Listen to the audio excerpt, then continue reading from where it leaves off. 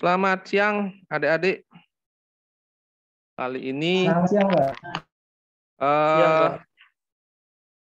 kali ini saya akan melanjutkan di kelas 102, masih tetap di tema microcontroller. Jadi setelah 101 yang pengenalan awal, kali ini saya akan memberikan yang sedikit mendalam ya. Tapi masih dalam hal pengenalan ya, pengenalan yang lebih mendalam ke microcontroller, terutama dalam hal ini yang saya kasih contoh adalah microcontroller kelasnya adalah kelas AVR. Yang seperti digambar itu adalah microcontroller favorit saya, namanya AT Tiny 2313, 20 pin. Kalau kalian sering buka blog saya www.ic555.com, pasti akan banyak menemukan saya menggunakan IC kecil ini karena memang harganya sangat terjangkau dan cukup mumpuni untuk fungsi dasar.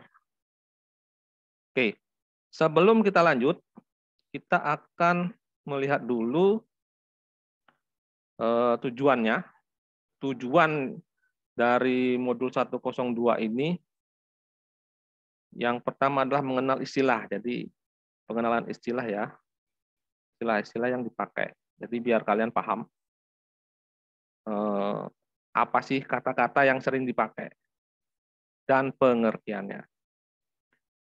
Kemudian yang kedua adalah mengenal dasar arsitektur hardware-nya. Jadi gimana sih hardware dalemannya microcontroller itu? Kalau dari luar hanya berupa IC yang ada kakinya banyak. Nah, dalamnya itu apa sih isinya?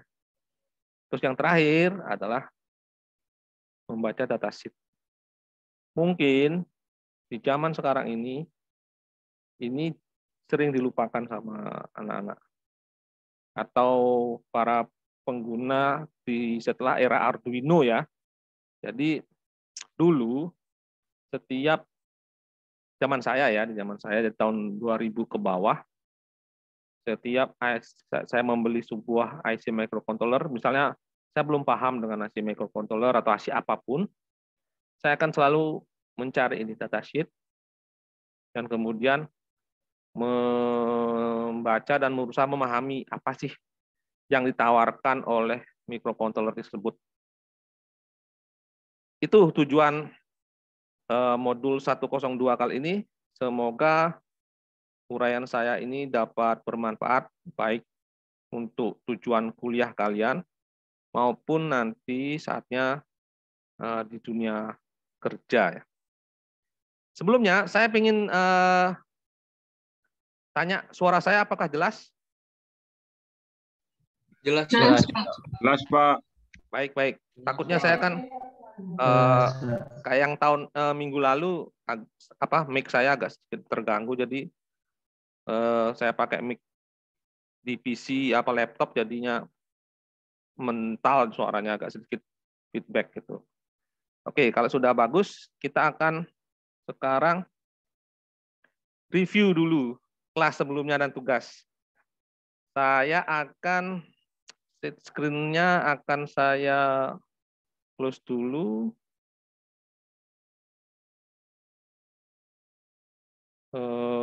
Ini ya, tugas IC ini ya. Nah, inilah tugas. Sudah kelihatan gambar ini, PDF ini? Sudah berubah? Bapak. Ya, sudah kan? Sudah, Pak. Oke, sudah berubah ya. Nah, jadi sekarang saya akan review dulu hasil ke pekerjaan rumah kalian, PR kalian yang saya berikan minggu lalu.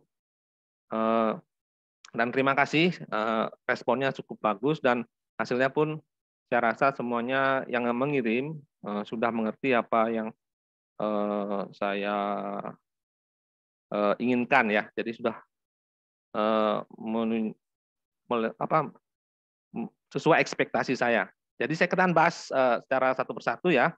Ini yang pertama Mbak Intan. Ada di sini Mbak Intannya? Ada, Bapak.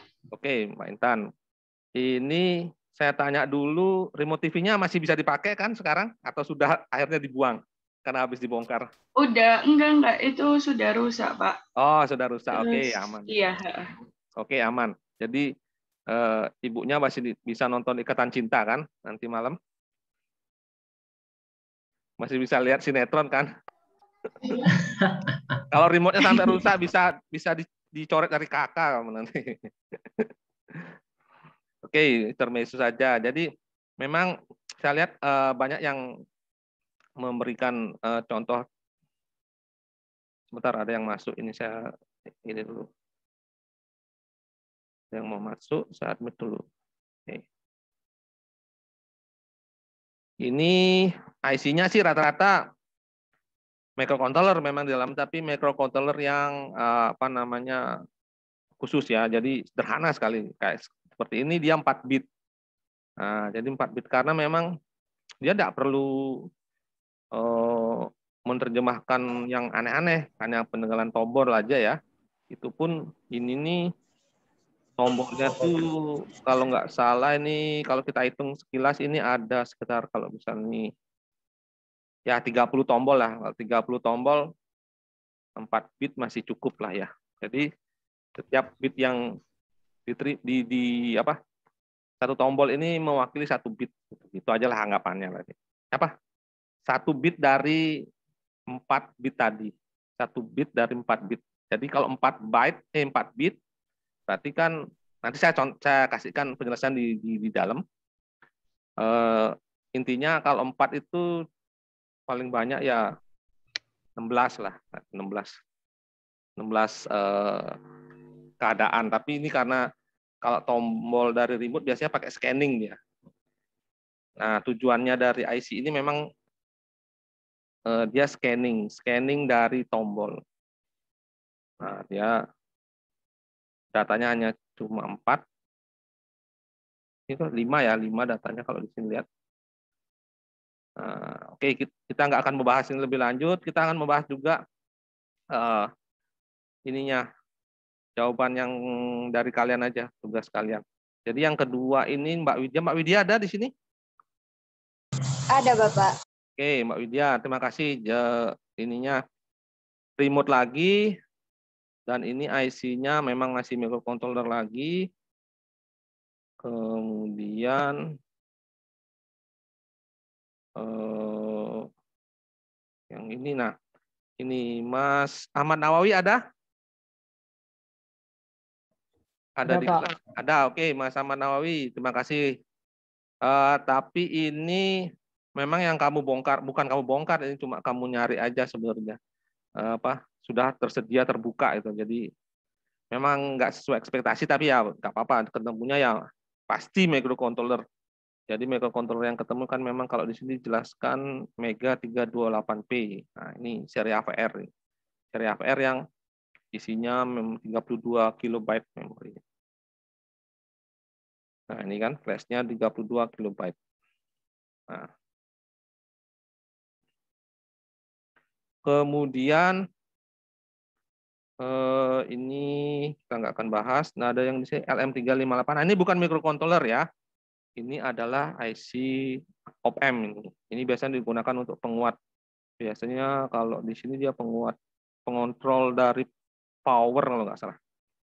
Dari power supply-nya. Kalau nggak salah di sini tempatnya. Nah di sini.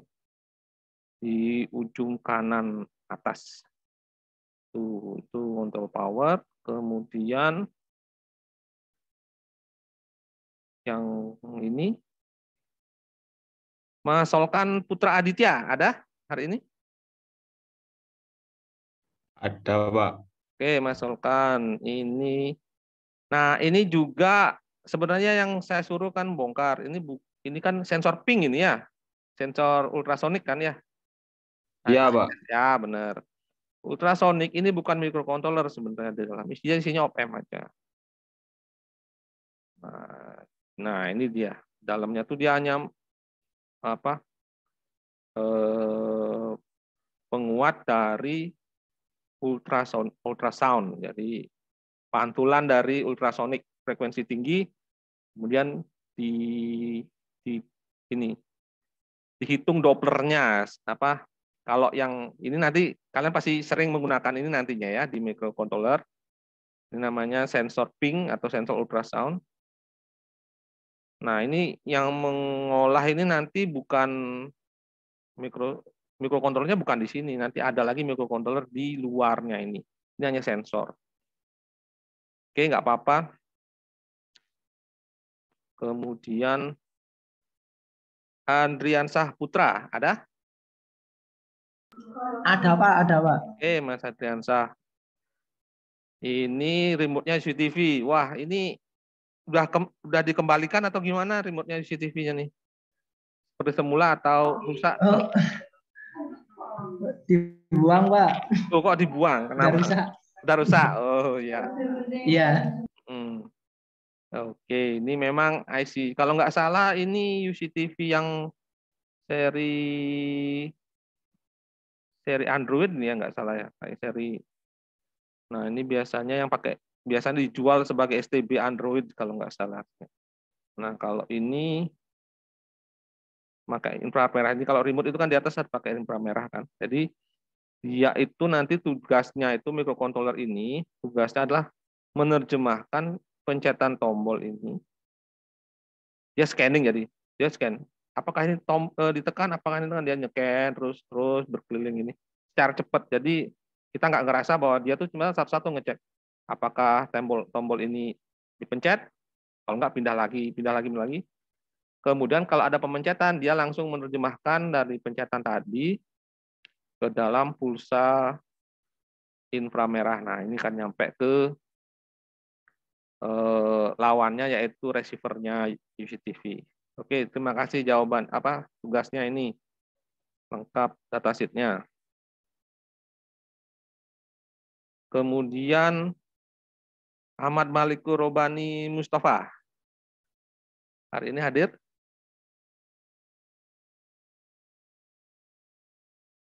Mas Mustafa? Nggak hadir ya? Atau ada gangguan di internetnya dia? Oke, kalau ini sih memang agak salah ya, bukan mengambil IC gini ya, saya contohkan ya. Nah, sebenarnya kalau kalian kebingungan di tugas apapun ataupun di pekerjaan, kalian bisa mencari referensi di internet. Kalau kalian kebingungan, sekarang YouTube itu banyak. Saya sih tidak melarang kalian untuk mengambil referensi tugas dari internet ya. Karena memang saya pun nggak bisa ngecek kan kalian apakah benar-benar melakukan atau enggak. Karena memang sekarang serba online. Nah, kalau kayak gini nih kan sedikit kelihatan bahwa memang ini langsung mengambil dari internet ini. Nah, misalnya kalian cari channel YouTube yang sering membongkar alat-alat. Nah, itu banyak itu. Saya harapkan ada yang satu yang bisa menjawab itu. Ternyata saya lihat, oh nggak ada, jujur semua, bongkar sendiri semua. Ada itu channel YouTube yang memang khusus alat elektronik itu dibongkar dan kemudian dilihat apa sih IC-nya dalamnya kan. Itu sih tujuan saya memberikan kemarin, ada hubungannya dengan kelas kemarin, yaitu kelas yang proses based dan result based. Nah, kalau kalian result based, ya kalian hanya ujungnya aja kalian cari. Ya, contohnya ya result based itu ya nyari di YouTube. Kalian nggak perlu susah-susah membongkar remote TV di rumah. Jadi seperti itu, paham ya? Kemudian kayaknya Mas Mustafa ini baru masuk ya? Halo.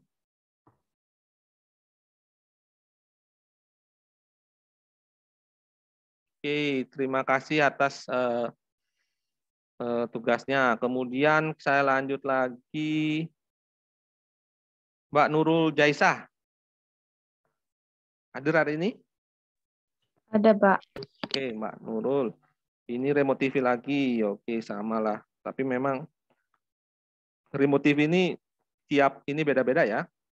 Tiap jenis TV pasti IC-nya beda. Nah, itu namanya IC custom namanya. Jadi tiap produsen TV atau produsen apapun nanti dia akan memiliki atau kalau dia punya R&D sendiri dia bikin IC sendiri. Kalau enggak ya dia mesen ke produsen IC sesuai dengan apa yang diinginkan. Memang dalamnya microcontroller, tapi dia untuk menghemat biaya dia nggak beli microcontroller yang umum. Jadi dia hanya membeli microcontroller atau memilih microcontroller yang sesuai dengan fungsinya. Jadi bisa menghemat transistor yang ada di dalamnya. Kemudian loncat tadi ya. Oke, kemudian ini lengkap semua datasheet-nya. Muhammad Ainun Nasik ada? Ada, Pak. Oke. Nah, ini telepon jadul. Masih dipakai nggak teleponnya ini di rumah? Enggak, Pak. Enggak ya, oke. Kayaknya udah lama nggak lihat ini. Nah, ini adalah jenis IC custom sebenarnya nih. Ini bukan microcontroller, bukan IC umum yang bisa dijual. Ini adalah IC custom. IC custom adalah IC yang dipesan sama si pembeli atau si perakit dari telepon ini. Kemudian IC ini tujuannya kalau di sini kan dia untuk ini kan buzzer kan, untuk ring kan, dering telepon kan. Nah, itu. Jadi tujuannya hanya itu aja ini, hanya pembangkit sinyal ketika ada telepon tegangan listrik masuk dari telepon lain. Kalau zaman dulu, telepon kabel zaman dulu, ini tegangannya tuh kalau dia ada telepon masuk, tegangan yang diberikan adalah 48 volt loh ini. Jangan kira nggak kesetrum ya. Kalau saya dulu zaman dulu itu kalau megang telepon ini, pas lagi buka kabel telepon, kemudian tersentuh tangan dan ada telepon masuk, saya pasti akan tersengat listrik yang lumayan mengejutkan. Nah ini, loh gini saya ada gangguan ini. Nanti 10 menit lagi saya bikin room baru ya. Sekiranya Zoom saya ini sama Pak Widi tadi belum saya minta, jadi saya minta lagi deh. Nanti kita bahas ini lagi 10 menit lagi ya. Kita akan bikin room baru. Baik, ini saya lanjutkan adalah rangkaian khusus untuk buzzer ya. Untuk buzzer. Jadi ini bukan IC ya, bukan microcontroller ya. Kemudian di jawabannya yang selanjutnya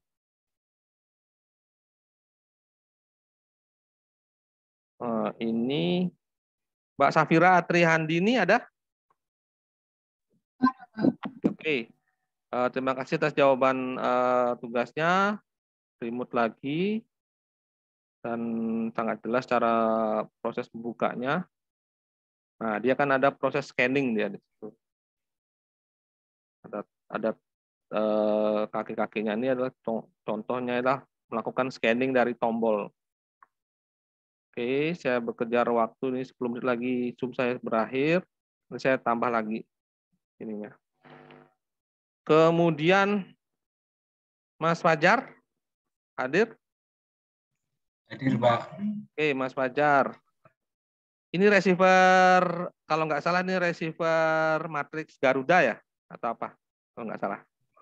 Iya, Pak, receiver. Nah, receiver kan, nah ini receiver. Nah ini IC ini IC microcontroller memang ini, tapi tujuannya khusus memang dibuat sama dia dari produsen receiver ini untuk membuat display ya, display depan. Jadi display depan dari receiver. Begitu juga tombol ya. Jadi membaca tombol dan display. Baik, terima kasih jawaban tugasnya. Kemudian ini dari Mas Burhanuddin Ramdhani, hadir? Hadir, Pak. Oke, Mas Ramdhani ini membongkar remote lagi, remote-nya TV, apa TV ya benar. Oke, datasheet-nya ada.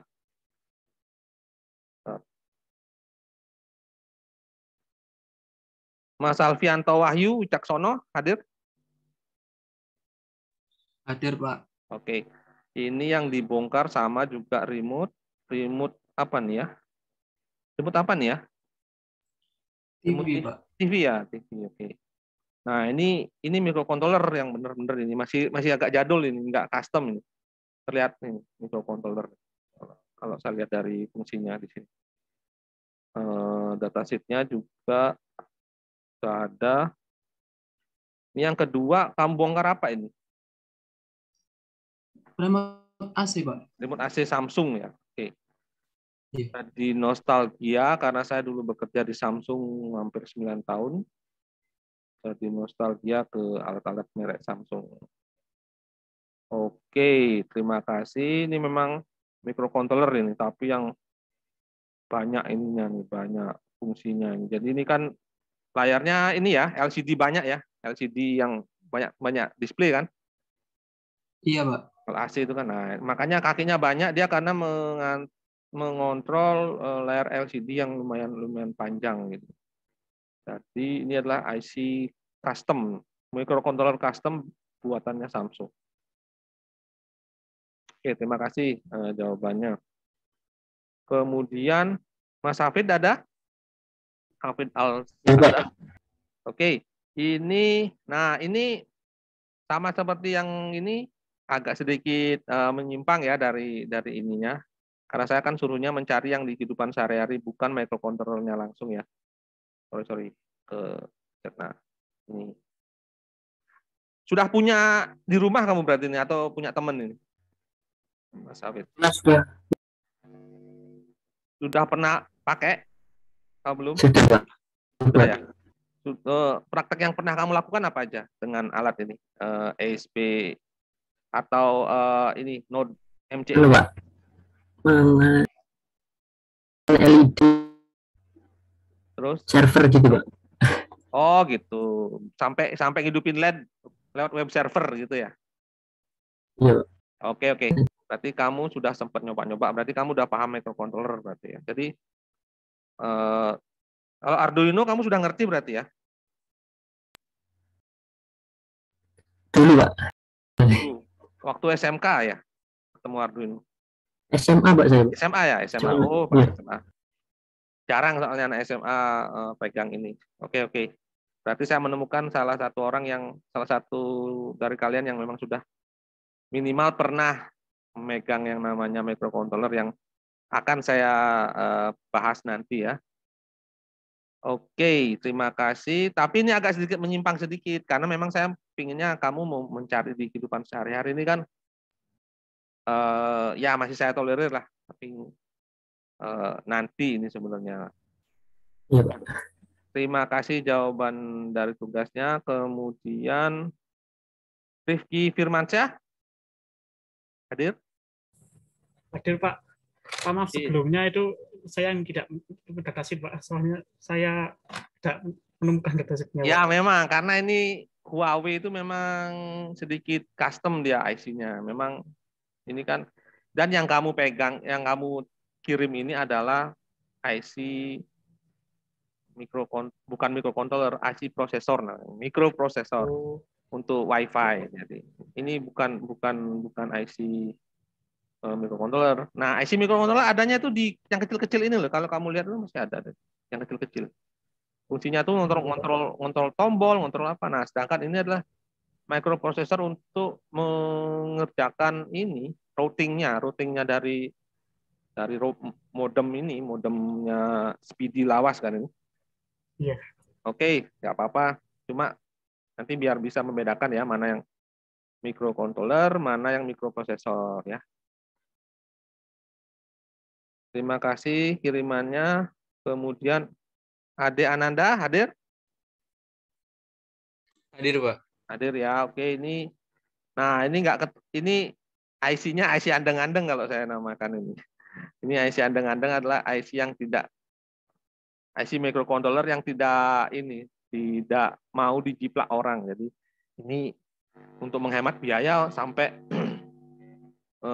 ininya hanya di masking seperti ini aja, ditutup sama resin namanya. Resin ini kayak semacam lem ya. Jadi nggak bisa nyari datasetnya apa, nggak ngerti ini kan. Nah, kalau ini T24 ini memori kalau nggak salah. T24 ini memori ini. Ini remote universal ya Mas Adi ya? Kalau nggak salah ini remote universal ya? Kurang tahu, Pak. Nemu aja di rumah. Nah ini remote universal. Jadi remote untuk banyak DVD. Jadi macam DVD bisa dipakai sama remote ini. Makanya dia punya EEPROM. Nah di sini punya EEPROM. Ini 24C02 ini IC EEPROM namanya. IC memori yang bisa disimpan dan dibaca. Nah ini biasanya isinya database dari banyak remote. Karena ini kan IC remote universal. Jadi remote ini bisa membaca atau mengendalikan banyak jenis DVD. Oke. Setelah Anda mengerjakan tugas-tugas yang saya berikan di kelas 101 sebelumnya, maka saya dapat simpulkan hasil dari Anda membongkar peralatan elektronika di sekitar Anda, kita dapatkan bahwa ada beberapa jenis IC di luaran sana atau di alat yang Anda bongkar tadi berupa list seperti ini. Ya, yang dari tugas Anda tadi juga ketemu ya. Atau ada IC analog berupa op-amp, kemudian IC TTL atau CMOS biasanya menggunakan kode di depannya itu 74 untuk TTL dan IC 40 untuk CMOS. Sedangkan saya juga menemukan ada seorang dari Anda yang menemukan IC microprocessor yaitu IC RT8XXX, yaitu merupakan IC microprocessor untuk mengontrol WiFi router. Kemudian ada juga yang menempatkan IC microcontroller secara benar, walaupun ada yang mengambil dari microcontroller yang berasal dari minimum system seperti Arduino, maupun microcontroller yang dipesan khusus misalnya untuk remote, itu merupakan microcontroller yang sudah dibikin sesederhana mungkin sehingga mendapatkan nilai ekonomis. IC-IC lainnya yang ditemukan dalam sebuah rangkaian elektronika pada dasarnya berupa IC yang merupakan IC pendukung dari pekerjaan sebuah microprocessor atau microcontroller, yaitu IC ROM, read only memory, biasanya merupakan media penyimpanan data program. Kemudian IC RAM merupakan random access memory, merupakan memori general untuk menyimpan data-data perhitungan pada suatu sistem microprocessor atau microcontroller. Kemudian ada dua jenis penyimpanan lainnya yaitu EEPROM dan EEPROM. EEPROM dan EEPROM merupakan IC ROM yang bisa ditulis atau dipanggil datanya, biasanya untuk data-data yang ingin dipanggil ya, dipanggil secara periodik ataupun non periodik pun bisa. Misalnya saya mau menyimpan data pembacaan sensor dari suatu sistem, sensor suhu dan kelembaban. Nah, untuk menyimpannya data itu dan biar tidak hilang datanya, saya simpan di dalam sebuah memori yang namanya EEPROM atau EEPROM. IC selanjutnya yang biasanya kita temukan yaitu IC FPGA atau Field Programmable Gate Array, merupakan IC digital yang dalamnya berisikan suatu sambungan secara digital, ada gate digital di sana di dalam sebuah IC itu, tetapi secara program dapat diputus sambungkan koneksi-koneksi dari masing-masing gate. Jadi misalnya di situ ada 1000 buah gate. Nah, berdasarkan program yang dimasukkan ke dalamnya, maka kita bisa menentukan fungsi dari semua sistem VPGA tersebut, apakah mau menjadi kalkulator, menjadi sebuah sistem counter, dan lain sebagainya, terutama ketika data-data yang diperlukan adalah data dengan kualitas yang tinggi dan kecepatan tinggi, terutama dalam bidang digital signal processing. Misalnya dalam komunikasi digital, misalnya di dunia telekomunikasi seluler selalu menggunakan FPGA dan DSP, Digital Signal Processing. Kalau Anda bermain di radio, maka Anda menemukan DSP dalam bentuk FPGA untuk Software Defined Radio. Nah, SDR,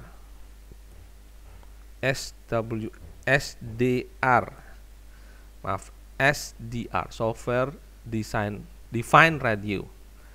Nah, karena di dalamnya tidak seperti microcontroller yang membaca program dari atas ke bawah, sedangkan telekomunikasi digital itu butuh kecepatan tinggi dan butuh ketelitian tinggi, maka dibutuhkan suatu IC yang bertugas secara paralel mengolah suatu sinyal sehingga delay-nya tidak terlalu panjang seperti halnya kalau mempergunakan microprocessor. Itulah salah satu IC yang bisa kita temukan di dalam peralatan telekomunikasi modern. Yang terakhir adalah ASIC atau custom IC. Anda bisa googling apakah itu ASIC.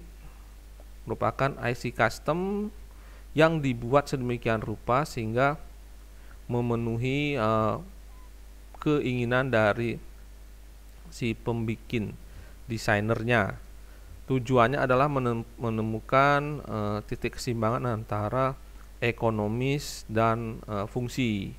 Misalnya kalau Anda bermain di mining Bitcoin, maka Anda akan menemukan namanya ASIC miner, di mana miner cryptocurrency itu dibuat sedemikian rupa, tujuannya hanya untuk melakukan mining koin kripto tertentu. Nah, itu biasanya logikanya tidak bisa ditebak oleh yang orang umum, yang tahu hanya si pemesan dari IC tersebut. Itu namanya ASIC atau custom IC. Demikian, kita akan lanjut ke slide berikutnya. Slide berikutnya saya akan sedikit bercerita tentang project yang pernah saya buat di tahun 2008 dan 2009. Ini kebetulan berhubungan dengan dunia power electronics, seperti yang kelas D4 teknik listrik ini bidangi, yaitu bidang elektrik, perangkat-perangkat listrik tegangan tinggi. Saat itu tahun 2008 tersebut saya masih bekerja di sebuah perusahaan vendor telekomunikasi, di mana saya mendapatkan beberapa kali tawaran untuk membuat alat reporting kondisi genset, terutama kondisi genset saat lampu padam, apakah gensetnya menyala dengan benar, sampai berapa waktu PLN-nya nyala kembali, sehingga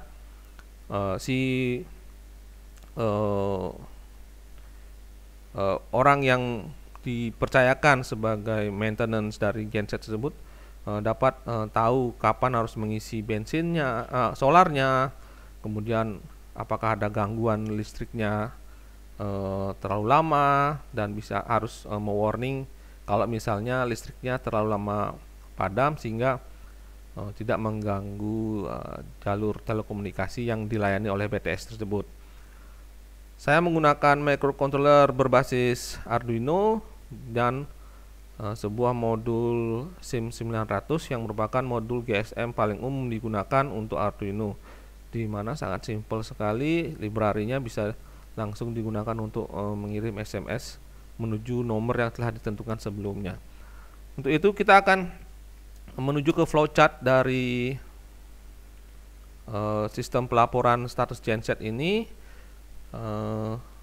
Mudah-mudahan sudah adik-adik di kelas 2020 ini sudah menerima pelajaran flowchart, terutama di pelajaran di mata kuliah pemrograman.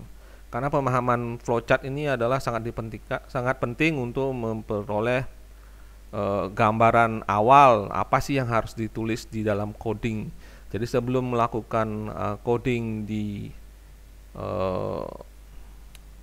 IDE kalian, IDE itu artinya platform programming language, bahasa pemrograman, setidaknya tidak kebingungan apa sih yang akan disusun. Seperti yang kita lihat di bagian awal, saya kebetulan menggunakan layar yang horizontal ya, jadi saya sambung menggunakan konektor angka ini. Jadi ini konektor, jadi harap dipahami ini saatnya sambung menyambung ya, satu naik lagi ke satu, dua naik ke dua, dan seterusnya. Jadi ini ada konektor. Kita inisialisasi dulu ya. Setelah alatnya dinyalakan atau mendapat satuan daya, maka inisialisasi pertama yang dilakukan adalah inisialisasi jaringan GSM.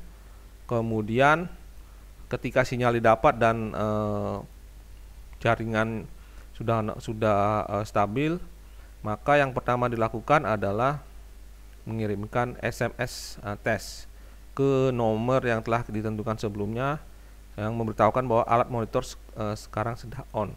Nah, jika alat sudah on dan SMS terkirim, berarti alat tersebut siap untuk menerima perintah selanjutnya, yaitu menunggu secara looping. Ini artinya looping terus menerus untuk melihat apakah PLN-nya mati atau nyala. Jadi ketika PLN-nya nyala, Y ini adalah ya, yes, atau ya, tidak. T ini tidak, saya pakai bahasa Indonesia ya, ya dan tidak. Ini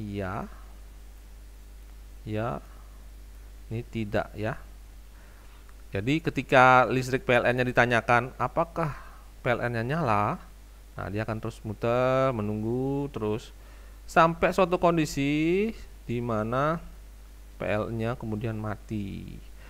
Cara deteksi PLN-nya masih mati atau nyala bisa banyak cara, tapi cara yang paling mudah adalah menggunakan detektor yang paling sederhana, yaitu detektor 5 volt. Nah, kita tahu bahwa 5 volt itu adalah standar untuk logika 1 di digital, sedangkan 0 volt adalah jika tegangannya 0 volt. Jadi 1 5 volt, 0 itu sama dengan 0 volt.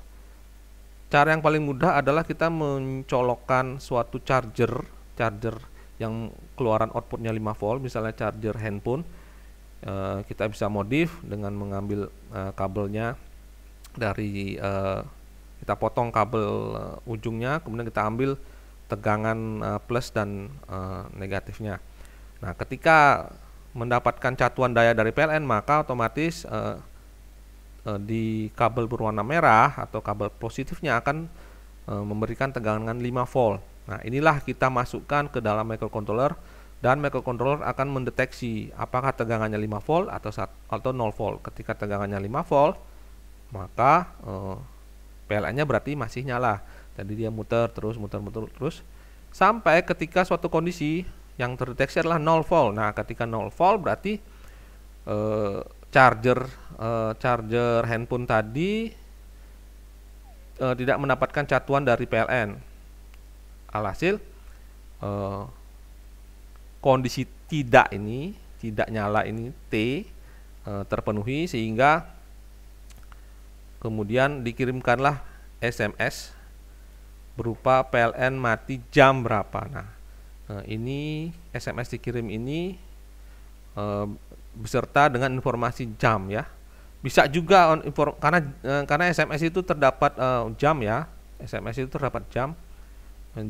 jam terimanya. Nah, bisa juga nih misalnya PLN mati di lokasi mana, kan biasanya si penjaga atau maintenance-nya dari genset itu mempunyai tanggung jawab misalnya 5 buah genset di lokasi yang berjauhan.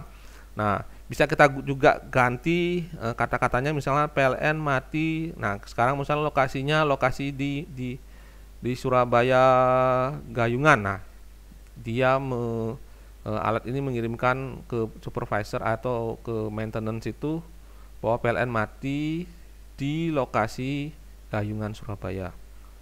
Begitu setelah lampu mati, kemudian ada konektor nomor 2, nah loncat ke sini.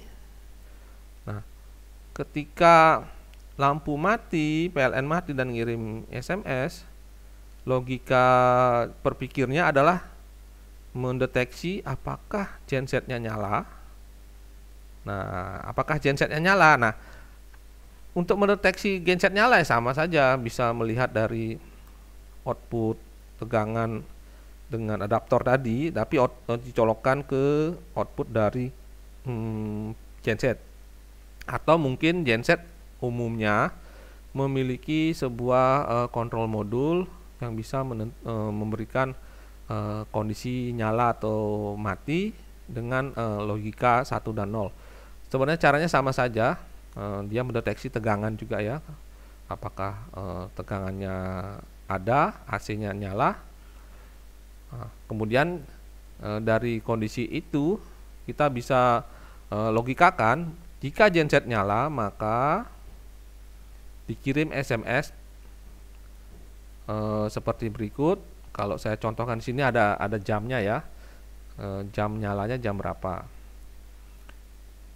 Kemudian jika tidak nyala, jika lampu PLN-nya mati, kemudian gensetnya tidak kunjung nyala, maka dia logikakan bahwa kita akan melakukan counting ya, counting looping per 10 detik misalnya. Nah, 10 detik per 10 detik dicek bahwa apakah genset nyala, dicek lagi 10 detik dicek lagi. Nah, untuk mengurangi beban ya, kalau dicek terus menerus ya sedikit memakan resource ya. Jadi setiap 10 detik di delay, 10 detik sekali mengecek, sehingga dalam 1 jam counternya mencapai 360 kali ya. 10 detik counternya nambah, 10 detik counternya nambah, jadi 1, 2 sampai angka 360 terpenuhi bahwa gensetnya nggak nyala-nyala selama 1 jam. Jika jika lebih dari 1 jam tidak nyala, maka bikinlah SMS agar datang ke lokasi segera untuk tukang maintenance dari genset tersebut. Sedangkan di logika selanjutnya, ketika genset nyala, yang dicek adalah apakah setelah genset nyala PLN-nya nyala juga. Nah, kalau PLN-nya nyala, maka dikembalikan ke looping pertama di nomor 1 ini. Itu kondisi ketika PLN nyala. Ini juga bisa dilakukan pendeteksian biar tidak terlalu memakan resource. Misalnya 1 menit sekali dicek apakah PLN nyala, apakah PLN nyala 1 menit sekali. Bisa juga selama 5 jam ya dicek. Karena kenapa dipilih 5 jam? Karena genset itu biasanya memiliki kapasitas solar yang terbatas. Ada yang sampai 2 jam, 3 jam. Nah, ini dipilih sesuai kondisi yang ada. Jadi ketika lebih dari 5 jam PLN-nya nggak nyala-nyala, maka yang tadinya looping akan berhenti dan mengirimkan SMS ke pihak maintenance genset untuk segera datang dan mengecek apakah bensin dari atau solar dari genset tersebut masih tersedia, atau mendesak PLN untuk melakukan perbaikan jaringan listriknya. Nah, itulah logika dari proyek yang sempat saya bikin, ujungnya adalah awalnya adalah diinisialisasi, kemudian ujungnya adalah ketika SMS terkirim ke petugas maintenance genset, dan ketika dia datang maka dianggap logika ini adalah selesai, berakhir. Demikian untuk proyek yang saya kerjakan ini adalah proyek yang lumayan banyak saya kerjakan dulu karena lumayan membantu untuk mengoptimalisasikan maintenance, karena jika dibiarkan tanpa maintenance maka bisa jadi BTS tersebut tiba-tiba kehabisan baterai, dan kehabisan baterai kemudian gensetnya nggak nyala, jadinya ketika baterainya yang maksimum 8 jam habis, BTS akan mati dan pelanggan menjadi terganggu. Begitu juga ketika PLN-nya nggak nyala-nyala, gensetnya akan mengalami kehabisan solar sehingga dapat keberlangsungan telekomunikasi di tower BTS tersebut dapat berlangsung terus. Baik, kita lanjutkan ke pembahasan berikutnya, yaitu kita akan membahas istilah-istilah yang umum diberikan atau ditemukan di dunia microcontroller. Ini adalah merupakan istilah-istilah dasar dan merupakan istilah yang mungkin jarang digunakan tapi perlu dipahami, karena zaman sekarang ini semua serba mudah untuk melakukan pemrograman. Tapi ketika balik ke zaman 20 tahun yang lalu ketika saya belajar microcontroller, istilah-istilah ini harus dikuasai oleh seorang yang ingin belajar microcontroller, karena saya sadari microcontroller ini dulunya hanya merupakan permainan atau bidang yang dikuasai oleh anak elektronika digital ya. Jadi dulu tuh bahasanya bahasa assembly dan itu sangat semi bahasa mesin ya. Kemudian berkembang di tahun 2000-an, muncullah bahasa-bahasa yang lebih sederhana, yaitu bahasa C. Kemudian tahun 2010 muncullah library siap pakai yang dipelopori oleh Arduino dan kawan-kawan, di mana Arduino yang sifatnya open source dengan GitHub dan website yang semakin banyak, orang-orang saling sharing bagaimana caranya membuat lebih mudahnya diprogramnya suatu microcontroller. Microcontroller pada dasarnya adalah komputer kecil pada sebuah chip yang memiliki susunan perangkat layaknya komputer pada umumnya. Tetapi bedanya dengan microprosesor, IC pendukungnya terletak biasanya di sampingnya, misalnya seperti osilatornya, RAM dan ROM-nya, program memori, biasanya dalam satu mainboard. Microprosesor dapat lebih powerful dalam hal pengolahan data, sedangkan untuk microcontroller semua sistem dari microprosesor tersebut disimpan atau dicetak di dalam sebuah IC kecil, sehingga yang dapat masuk ya hanya yang bagian yang penting-penting saja, jadi tidak merupakan sebuah kekuatan komputasi yang gede ya, tapi cukup untuk mengerjakan suatu fungsi controlling saja. Misalnya seperti mengontrol keyboard atau keypad, atau tadi remote control, mengontrol nyala lampu dan segala macam, itu dibutuhkan controlling, kemampuan processing yang sedikit ya, tidak terlalu butuh pengolahan data yang panjang-panjang, hanya butuh menunggu input, kemudian memberikan output dan hal-hal sederhana lainnya. Jadi di dalamnya tuh ada timer, ada fungsi-fungsi yang sederhana ya dari sebuah sistem komputer. Kemudian alat ini juga memiliki hubungan terhadap banyak perangkat luar. Selain dia di dalamnya pun sudah tersedia Bisa juga disambungkan ke dalam ke dalamnya satu perangkat eksternal ya, seperti peripheral. Kalau di dalam dunia elektronika atau komputer bisa berupa inputnya misalnya keyboard atau mouse, itu namanya peripheral. Kemudian peripheral output misalnya LCD, layar monitor, atau misalnya juga printer. Nah, itu namanya peripheral yang dengan kata lainnya juga itu namanya antarmuka atau interface. Nah, kalau zaman dulu di sistem minimum mikroprosesor pasti ada suatu alat IC yang khusus mengontrol peripheral. Misalnya untuk IC untuk mengontrol printer, dia IC-nya khusus, mengontrol display IC-nya khusus. Nah, untuk dalam pembahasan microcontroller, IC peripheral itu biasanya udah di dalamnya. Misalnya untuk sekelas microcontroller sekelas Raspberry Pi, di dalamnya sudah ada output ke layar TV. Nah, seperti itulah keunggulan dari microcontroller dibanding dengan microprosesor. Istilah yang kemudian banyak harus dikuasai dan akan banyak ditemukan adalah namanya clock. Clock ini bukan jam ya, sama aja sih sebenarnya dengan jam, yaitu berdetik berdasarkan frekuensi tertentu. Sedangkan kalau jam yang kita lihat adalah detak dari detik ya, detiknya, menit dan jam. Sedangkan clock ini yang didetakkan adalah 101010.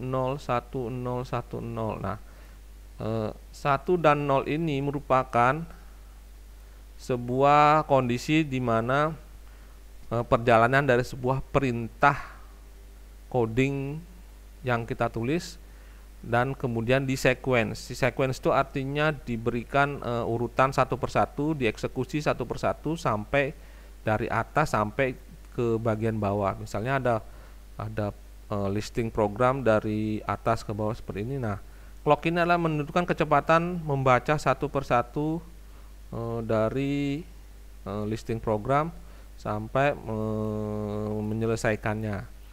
Bisa juga dia bisa melakukan looping di sini, kemudian bisa output, kemudian looping lagi ke depan. Nah, itu kecepatannya ini ditentukan oleh clock. Biasanya di dalam datasheet dari sebuah microcontroller akan terdapat minimum clocknya berapa dan maksimum clock yang disarankan berapa, karena semakin besar clock maka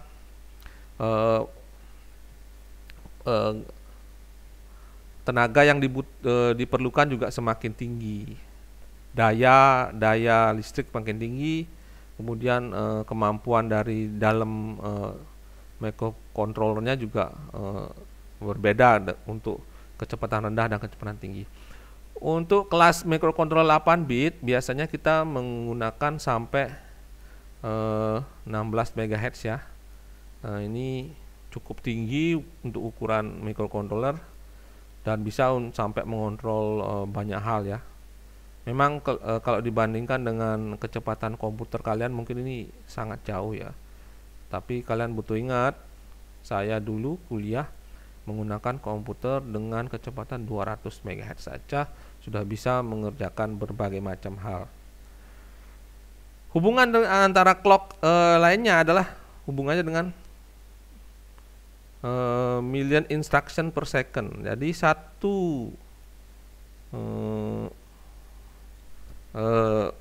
megahertz itu biasanya diterjemahkan instruction. Nah, instructionnya berapa juta. Jadi dalam 1 detik itu berapa juta perintah yang bisa dilakukan secara berurutan. Nah, itulah persamaan clock dengan perintah. Jadi hubungannya adalah semakin besar kecepatan clock yang diberikan atau di-generate dari sebuah osilator. Ini adalah yang warna silver ini adalah kristal osilator yang memberikan denyut clock ke dalam sebuah microcontroller atau microprosesor. Nah, kemudian denyut inilah akan diterjemahkan sebagai jumlah dari berapa juta perintah yang bisa diberikan dalam suatu detik. Nah, itu adalah merupakan penjelasan dari clock dan million instruction per second. Setelah kita membahas tentang clock, nah kita akan membahas tentang bit dan byte. Bit dan byte ini merupakan sebuah hal yang paling penting dalam dunia komputasi, di mana semua data yang disimpan dan digunakan oleh komputer menggunakan bit dan byte. Bit ini merupakan penggambaran dari sebuah sirkuit on dan sirkuit off. Byte merupakan byte merupakan rak ya. Kalau misalnya saya punya gambarkan sebagai rak ya, sebuah rak buku, maka rak buku saya ini terdiri dari 8 buah buku. Nah, tiap buku ini bisa saya isi dan bisa saya kosongi. Kalau saya isi berarti isinya 1, sedangkan kalau kosong berarti saya kasih istilah dia 0. Saya memiliki ratusan atau ribuan rak yang berisi buku berisi kotak buku di dalamnya. Sebagai standar dari bit dan byte digunakan 8 bit. Jadi saya punya 8. Ini namanya MSB, most significant bit. Sedangkan ini adalah yang paling kanan ini adalah LSB, least significant bit, di mana ke-8 buah kotak ini kalau atau rak ini merupakan building block dari sebuah sistem komputasi. Kenapa dibilang least significant bit? Karena ketika saya merubah satu ini di kotak paling kanan ini, ketika saya berubah dari 0 menjadi 1, maka yang berubah hanya 2 pangkat 0 ya. Hanya 2 pangkat 0 saja adalah 1. Jadi perubahan yang terjadi ketika bit paling kanan ini atau bit ke 0 ini berubah adalah cuma berubah 1 angka saja. Sedangkan yang paling paling kiri, bit ke-7 ini adalah most significant bit atau MSB, di mana ini adalah 2 pangkat 7. Jika saya kasihkan 1, maka nilainya adalah 128 ya. Nilainya adalah 128.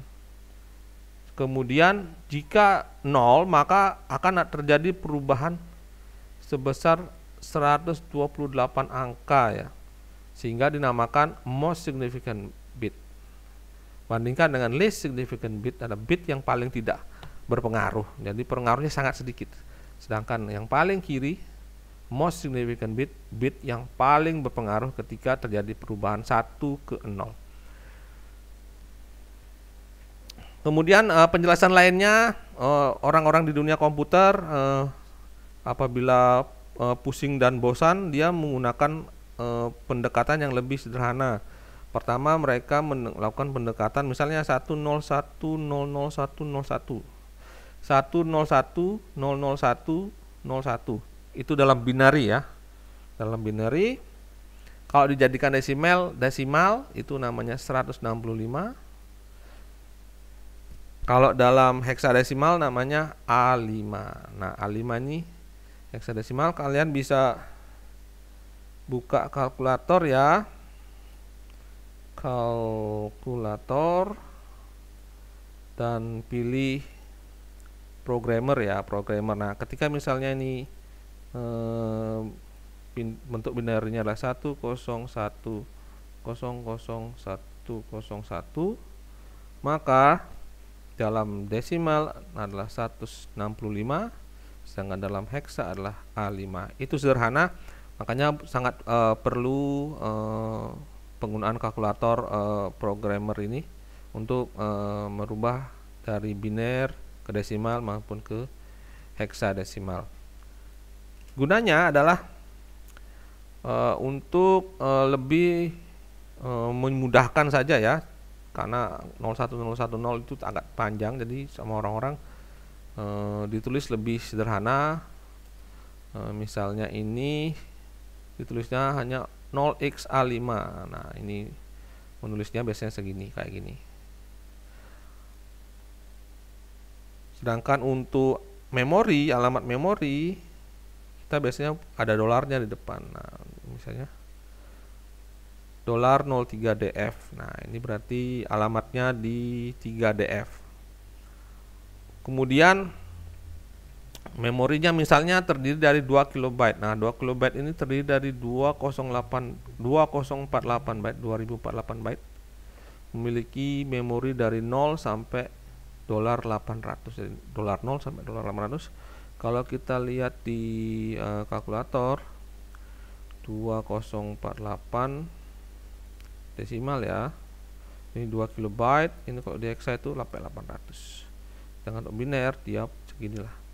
Karena panjang kayak gini, saya akan nggak akan alamatnya berapa, 010100, orang bakal bingung. Tapi kalau misalnya menyebutnya dengan hexa, maka alamat memori berapa?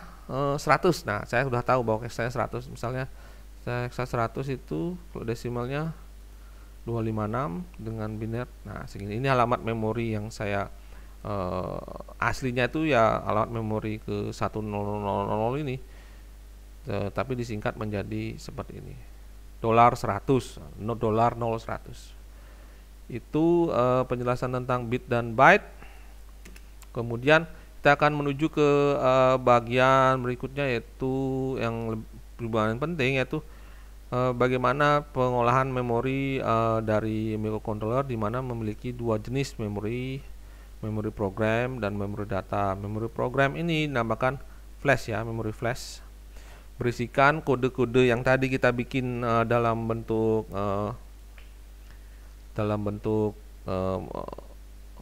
flowchart tadi, kita terjemahkan menjadi bentuk bahasa C atau bahasa GCC ya. Bisa juga ada namanya BASCOM, Basic Compiler, bisa juga untuk memprogram beberapa zaman dulu ya, sekitar tahun 2010.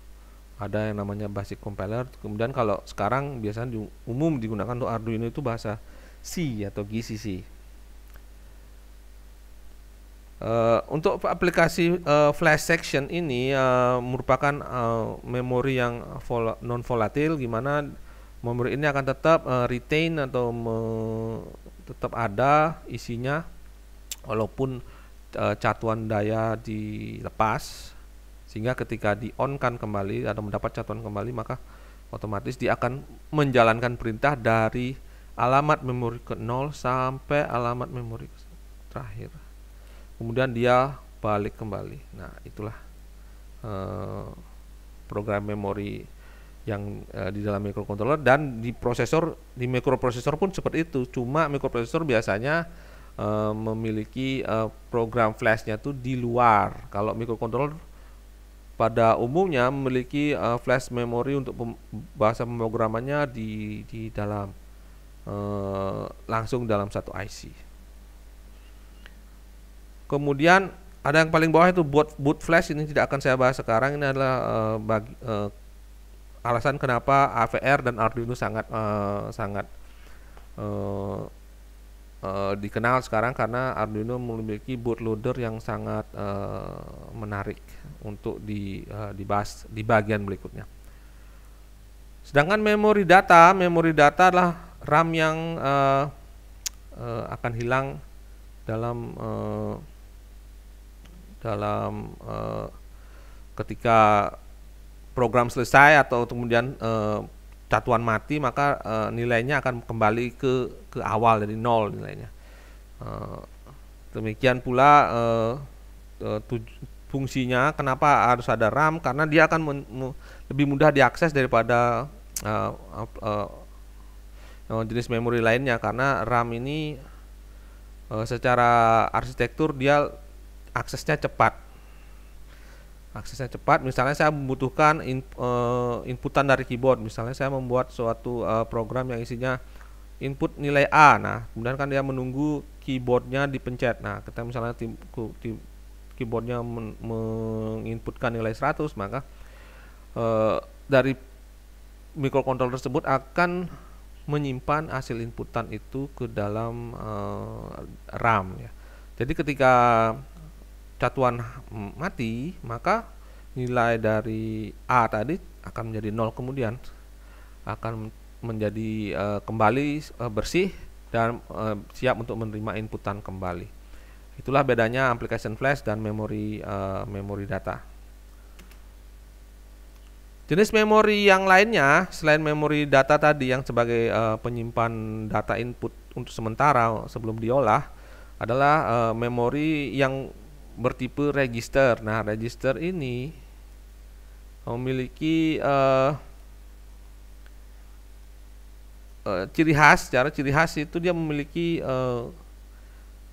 fungsi tertentu, dan fungsi tertentu yang khusus digunakan dan dapat dibaca, diset dan digunakan sedemikian rupa. Misalnya memori yang kita gunakan sebagai memori register untuk timer. Jadi misalnya saya ingin membuat timer untuk jam, jadi saya setting timer di dalam microcontroller tersebut untuk berdetak selama 1 detik sekali. Setiap 1 detik menambah variabel detik saya. Kemudian setiap menit akan menambah jam, dan seperti layaknya fungsi jam pada umumnya. Nah, di situ saya akan mengubah yang namanya register khusus yang fungsinya untuk jam.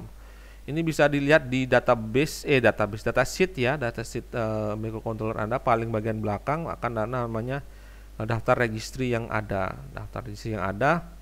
dan kemudian ciri khasnya itu ada address ini adalah alamatnya.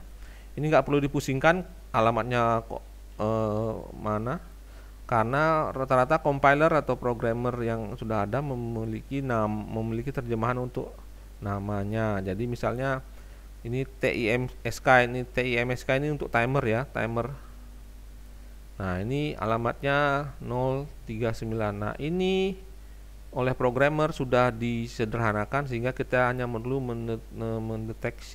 mengetik tulisan TIMSK dan sudah muncul secara otomatis bahwa TIMSK itu adalah alamatnya 0x39 ya, dari hexa 39. Kemudian kita bayangkan ya, kalau Anda kebingungan, kita bayangkan bahwa register itu adalah sebuah rak buku di mana bukunya premium isinya. Bukunya tuh buku-buku yang menarik ya, tinggal setting aja dia sudah mengeluarkan fungsi yang tertentu ya. Tidak perlu lagi bikin misalnya counter.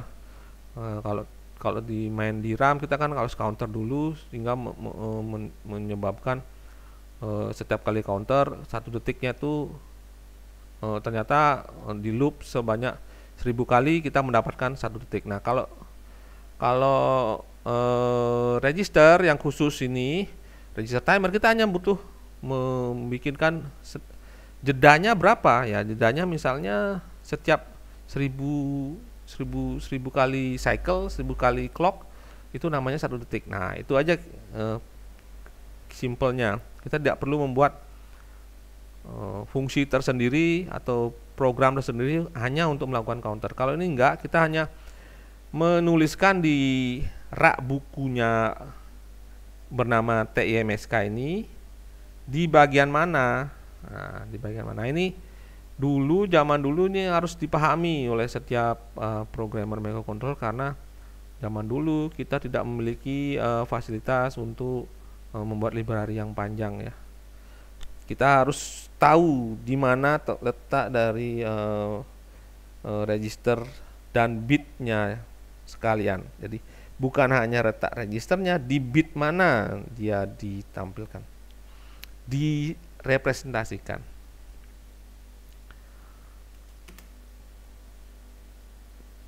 Ini adalah kelanjutannya, di mana setiap rak memiliki alamat sehingga pengontrol tahu di mana menemukannya. Nah, tadi sudah saya bilang bahwa dia memiliki alamat ya.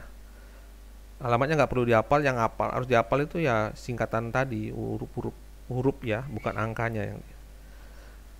Kemudian register dalam RAM dapat dibaca atau ditulis. Jadi register ini bisa ditulis, bisa dibaca. Ada juga register yang hanya bisa dibaca. Misalnya register untuk ID dari chip ya, misalnya chipnya ATTNI 2313. Nah, itu ada sebuah register yang namanya signature register ya. Jadi signature register hanya bisa dibaca dan nggak bisa dirubah. Register selanjutnya, contoh register yang paling sering kita dapatkan yaitu register input output, di mana terdapat contohnya saya punya register port B ya, port B dari sebuah IC microcontroller. Port B ini terdiri dari 8 port, dari 0 sampai 7. Kemudian juga kita bisa melakukan port input ya, input pin. Untuk membaca input kita membaca register dari port inputnya. Kalau data register ini kita untuk menentukan arah dari suatu port, apakah akan menjadi input atau menjadi output. Kalau kita menuliskan dia sebagai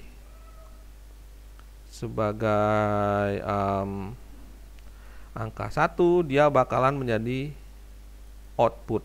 Kalau misalnya port B4-nya sebagai 0, dia akan menjadi sebagai input.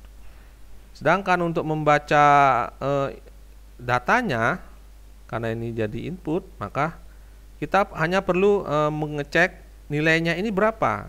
Jadi si programmer itu menentukan, saya membaca input pin. Nah, input pin dari P4. Nah, saya akan B4 ini akan saya baca di sini. Misalnya sini ada tombol ya, tombol 5 volt apa 0 volt. Nah, ketika saya masuk ke 5 volt, maka di sini hasilnya kan 1. Jika tombol saya pencet ke 0, maka register ini akan berubah nilainya menjadi 0, sehingga saya dapat membaca, oh sekarang diberikan tegangan 0 volt. Nah, ini bisa diterjemahkan sebagai penekanan tombol, di mana ketika tombol ditekan dia menjadi 0 volt. Nah, atau sebaliknya pun bisa. Itulah namanya register input output. Sedikit membingungkan kalau belum sempat praktek, karena memang inilah cara dari microcontroller untuk membaca dan menentukan, membaca input dan menentukan output dari sebuah port atau kaki dari IC tersebut. Kalau ini saya mengambil contoh port B. Nah, ini port B bisa di set dan bisa di clear. Itulah salah satu istilah yang lebih universal ya, setting bit dan clearing bit IO. Karena istilah untuk menetapkan logika 1 ke pin adalah set, sedangkan istilah untuk menetapkan logika rendah atau 0 adalah clear. Set itu menyalakan, clear itu mematikan. Set itu 1, clear itu 0. Ini juga bisa kita lakukan dengan cara misalnya memberikan perintah seperti ini ya. Kalau di pemrograman bahasa C, Anda bisa misalnya saya ingin merubah di port B menjadi 1 semua. Kalau hanya butuh beberapa port tertentu, tentu saja kita tulis seperti ini. Sedangkan di DDR ini data direction register ya, jadi dia menjadi output atau input.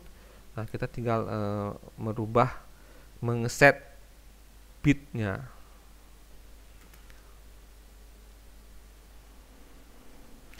Kemudian yang kita singgung tadi adalah register data direction ya, register ya, data direction register. Jadi untuk menentukan apakah sebuah datanya itu yang dari sebuah pin, apakah itu menjadi input atau menjadi output. seperti yang sudah bahas sebelumnya, ketika kita menulis di register DDR1, maka dia akan menjadi output. Sedangkan untuk menulis 0, sedangkan dia akan menjadi output.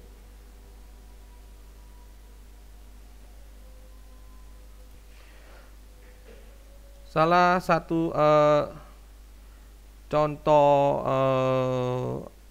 programming dari DDR ini ya, 0B1 ini artinya saya membuat port 1, port B0 ya, bukan port 1, port B0 dari sebuah ATTN ini. Kalau ATTN 2313 ini, ATTN 2313 itu gambarnya seperti ini ya, seperti ini ya. Nah, ini TTNI 2313 di mana memiliki pin bentar, kurang bagus. Nah, ini ya. Nah, ini PB0 ini di port pin nomor 12 ya, port nomor 12. Nah, port 12 ini jangan diperhatikan, yang perhatikan adalah yang di sebelah sini. Ini port 12 ini PB0 sampai ke 19 itu PB7. Jadi kalau kita ingin mengaktifkan pin 12 ini atau PB0 ini sebagai output, maka kita harus menulisnya seperti ini, DDRB 0B1. Kemudian karena kembali ke ini,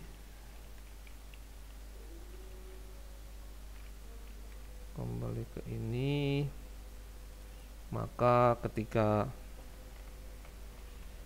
0B1 00000001 ini sama artinya dengan 1 atau 0B1 atau juga namanya 1. Kalau misalnya pin 7 yang kita ingin jadikan output, maka berarti 0B 1 2 3 4 5 6 7.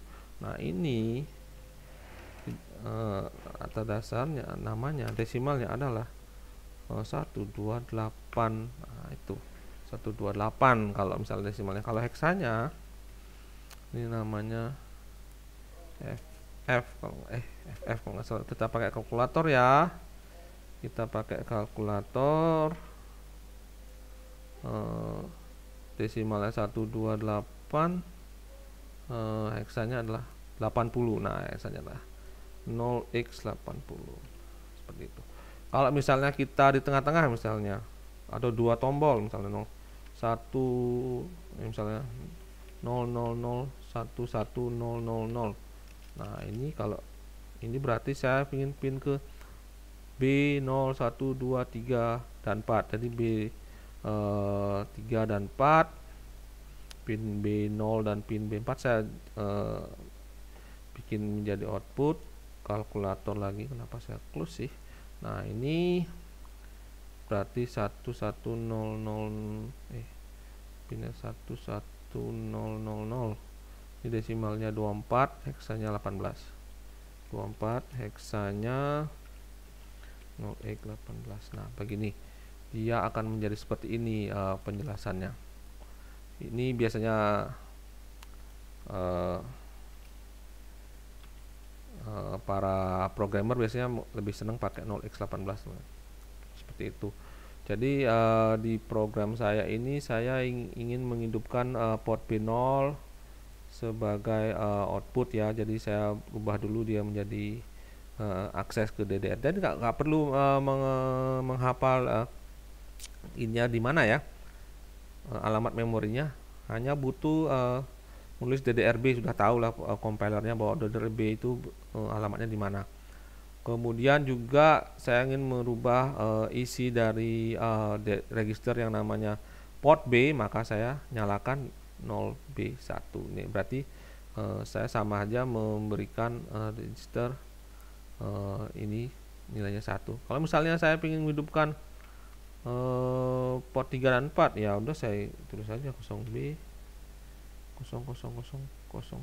Nah, ini berarti ini artinya port B0 kok B0 B3 ini nyala, lainnya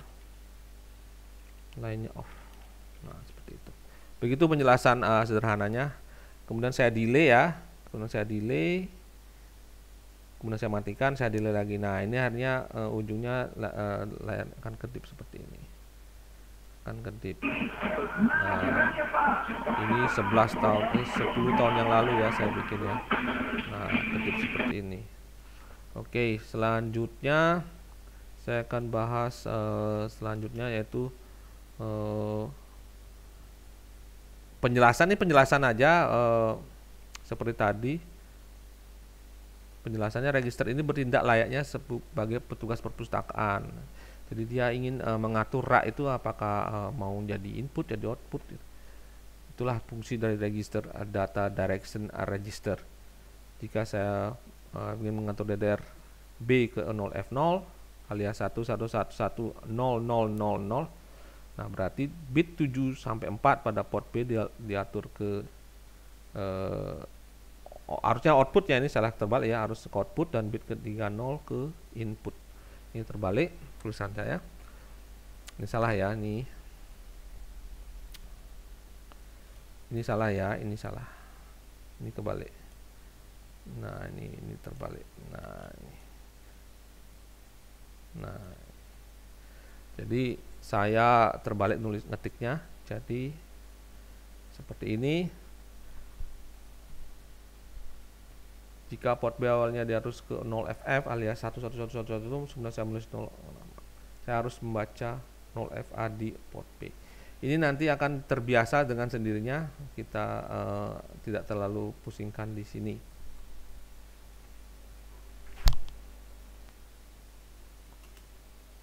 Lanjut ke memory map. Seperti yang saya jelaskan tadi bahwa ada 3 jenis memori, yaitu program memory, flash memory, kemudian ada data memory, kemudian ada EEPROM. Program memory berisi ini adalah contohnya di ATmega 8 kalau nggak salah, ini ATmega 8. Jadi ATmega 16 ya, 16 karena 16K ya. Jadi ATmega 16 ini berisikan 16 bit, 16 kilo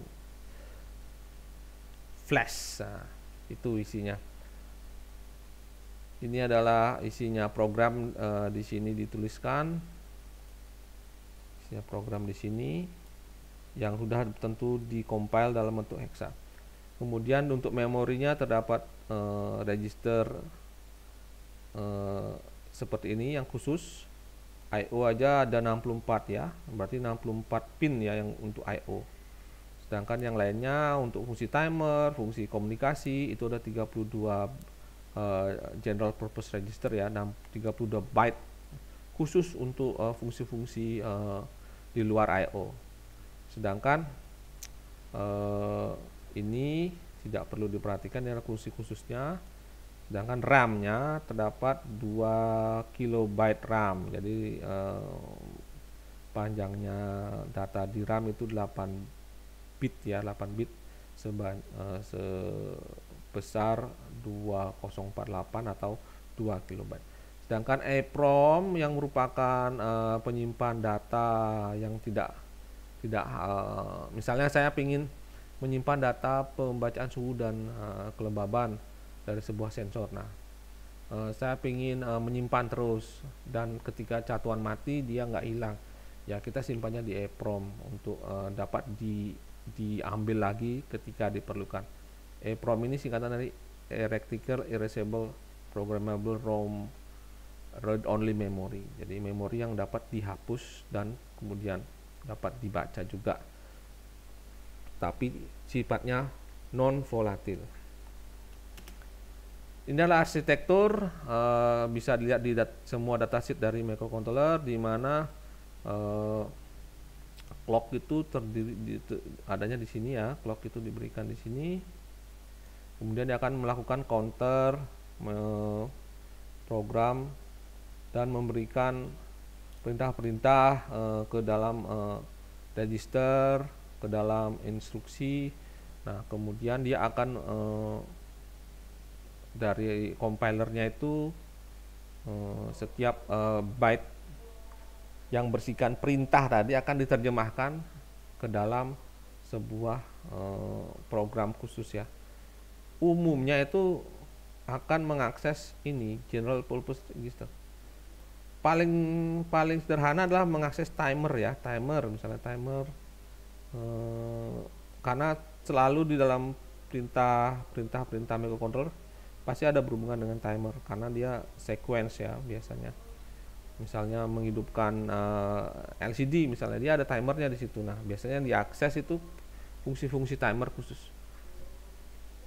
Kemudian juga setelah timer yang paling penting lainnya ya I/O ya, register I/O-nya diterjemahkan sehingga dapat melakukan perintah untuk input output yang sesuai yang dikehendaki oleh si pendesain softwarenya microcontroller. Semua data terdapat di 8 bit data bus. Kalau yang 8 bit, kalau yang 32 bit ya sudah ada sendiri 32 bit data bus. Tapi dalam kuliah kali ini saya hanya membahas 8 bit data bus. Ini adalah salah satu datasheet dari ATN 2313. Anda bisa download sendiri di Google. Kemudian Anda bisa baca apa saja fasilitas dan cara setting register, cara cara membaca timenya berapa, kayak gimana, clock cycle-nya bagaimana. Nah, bisa dibaca sendiri. Dan ini jarang sekali sekarang dilakukan oleh mahasiswa atau orang yang belajar microcontroller karena dianggap outdated ya. Mereka lebih senang mencari di GitHub atau di internet ya. Kalau saya orang jadul masih senang membaca datasheet karena lebih jelas di sini. Tapi memang butuh waktu untuk membacanya. Begitu sih kekurangannya. Tetapi ini adalah merupakan datasheet yang dikeluarkan oleh si pembuat IC. Jadi secara mendetail diberikan penjelasan batasannya di mana, kekurangannya di mana, dan cara aksesnya bagaimana, dan segala macam yang terdapat di IC microcontroller yang dituliskan oleh pembuatnya. Kemudian saya akan membahas hak kekayaan intelektual dan tantangannya. Ini adalah selingan agar Anda tak paham bahwa dunia microcontroller Arduino yang merupakan penggerak dunia microcontroller lebih mudah dipahami. Dahulu kala ini adalah harganya cukup mahal karena memang buatan dari Italia. Kenapa sampai bisa harganya murah di sekitar tahun 2015? Karena terjadi clone. Ini adalah produk KW dan inilah merupakan pembajakan hak cipta yang dua mata pedang ya, di mana satu mata pedang dua mata pedang di mana bisa menjadi baik buat kita tapi juga membuat kita menjadi terbiasa membajak barang orang. Inilah sebuah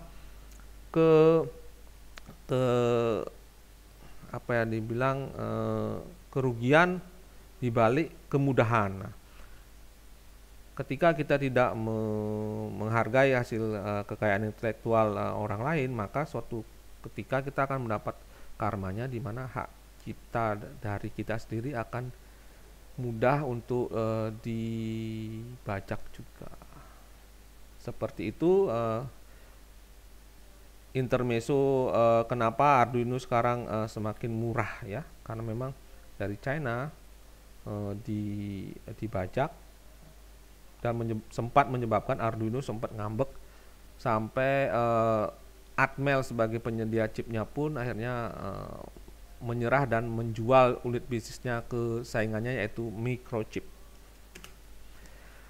Lanjut ke tugas, temukan datasheet microcontroller 8 bit selain yang saya sukai yaitu ATTN 2313 yang saya bahas di depan. Temukan, kemudian jelaskan jumlah input output, kapasitas memori, dan fasilitas-fasilitas yang ditawarkan. Kirimkan ke PDF ke alamat yang tertera di bawah, yaitu nyomanjudik@gmail.com. Sedangkan untuk persiapan kelas berikutnya masih seperti kelas 101, kita akan menggunakan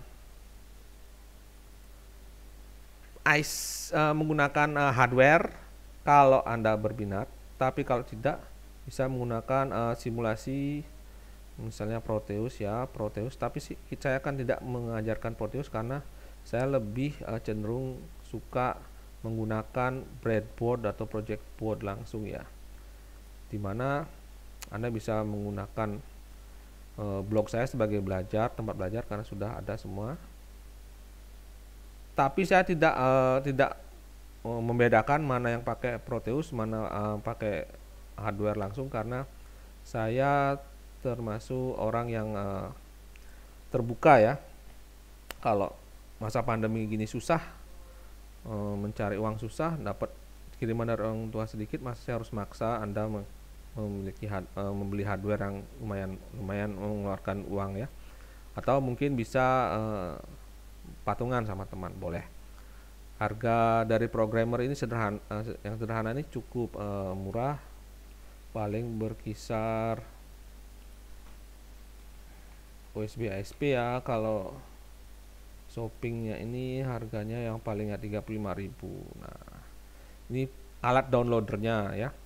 Programmer atau software IDE-nya bisa menggunakan Atmel Studio, bisa Atmel Studio. Nah, Atmel Studio, atau bisa juga CodeVision.